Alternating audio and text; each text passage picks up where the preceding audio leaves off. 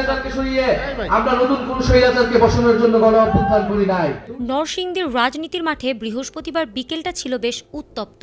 Post office রোডের প্রচারণা সভায় বক্তব্য দিতে গিয়ে জাতীয় নাগরিক পার্টির আহ্বায়ক নাহিদ ইসলাম স্পষ্ট ভাষায় জানিয়ে দিলেন, ক্ষমতার বদল মানেই নতুন করে স্বৈরতন্ত্র নয়। আমাদের এই অভ্যুত্থান, আমাদের এই বিপ্লব কেবল শেখ হাসিনার বিরুদ্ধে নয়, কেবল আওয়ামী লীগের বিরুদ্ধে নয়। ঘোড়াশাল পৌরসভা এলাকায় এনসিপি সহ 11 দলীয় ঐক্যের নির্বাচনী প্রচারণা সভায় নাহিদ ইসলাম বলেছেন, এক স্বৈরাচারকে সরিয়ে নতুন স্বৈরাচারকে ক্ষমতায় বসাতে চায় না। তার বক্তব্যে উঠে আসে সংস্কার, অর্থনীতি ও রাজনীতির ভবিষ্যৎ দিক নির্দেশনা।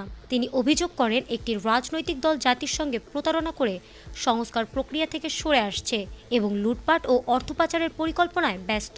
এর ফলে দেশের অর্থনীতি ভেঙে পড়েছে বলেও মন্তব্য করেছেন তিনি। শেখ হাসিনা বলতো যে 10 টাকায় চাল খাওয়াবে।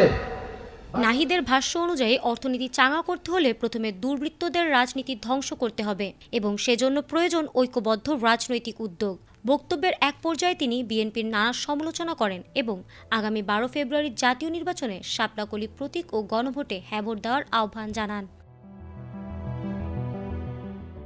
সভায় এনসিপির মুখপাত্র ও সাবেক উপদেষ্টা আসিফ মাহমুদ সজীব ভুঁইয়াও বক্তব্য রাখেন।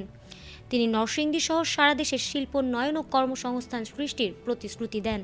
আসিফ মাহমুদ বলেন, যারা আবার আওয়ামী লীগ হতে চায় বা আওয়ামী লীগকে ফেরাতে চায়, 12 তারিখ ব্যালট বিপ্লবের মাধ্যমে তাদের বিতাড়িত করা হবে। তিনি আরও অভিযোগ করেন, গত 17 বছরে আওয়ামী লীগের করা খুন, গুম ও চাঁদাবাজির অভিজ্ঞতা আরেকটি দল মাত্র 17 মাসেই দেশবাসীকে দিচ্ছে। তার দাবি, জুলাইয়ের গণ আন্দোলনের মাধ্যমে যেমন আওয়ামী লীগকে বিতাড়িত করা হয়েছিল, তেমনি নির্বাচনের মাধ্যমেও গণরায়ের বিজয় নিশ্চিত করবে 11 দলীয় ঐক্য। নরসিংদীর এই সভা স্পষ্ট করে দিল, নির্বাচনের মাঠে এবার মূল লড়াই সংস্কারকে কেন্দ্র করেই। ফারহানা হক, এটিএন বাংলা।